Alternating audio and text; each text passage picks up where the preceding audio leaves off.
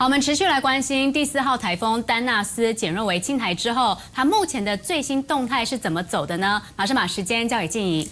好，丹纳斯台风是在昨天夜间11点40分的时候从嘉义的布袋登陆，那么在早上5点的时候受到台湾地形上的破坏，减弱为轻度台风，并且在早上6点的时候，其实已经从新竹桃园一带出海了。目前它的强度还是持续的在减弱当中的。好，接下来观察的重点会是说，好，大家看到在台湾的西北部这边，其实有一个。那时候丹纳斯台风登陆之后所形成的副中心，好，这个副中心会不会和丹纳斯台风的中心来一个结合？那如果结合之后，当然这个台风的强度就有可能会进一步的增强。但就算如此呢，这台风持续的会往北移动，所以呢还是会远离台湾的。倒是我们从雷达回波图可以看到，目前其实在北部已经开始下雨了，一波一波的对流移入，包括在哪里？包括在台北的北投，好，时雨量来到了23毫米，另外还有在新竹的时雨量也有21毫米，桃园的时雨量也有来到16毫米，所以北部地区观众朋友们出门一定要记得带伞哦。这雨势已经开始往北移动，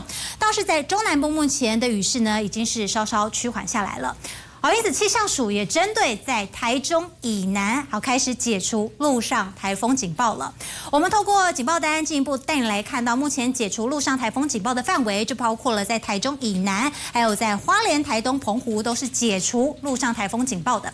目前陆上台风警报的范围就包括了在苗栗以北，另外还有在宜兰。目前预估了，在中午之前，大概11点半左右，好，陆上台风警报就有可能会进一步的解除。但是在海上台风警报的范围，目前还是包括了在台湾的北部海面、台湾海峡的北部，另外还有在台湾东北部的海面，目前也仍旧是海上台风警戒的一个范围。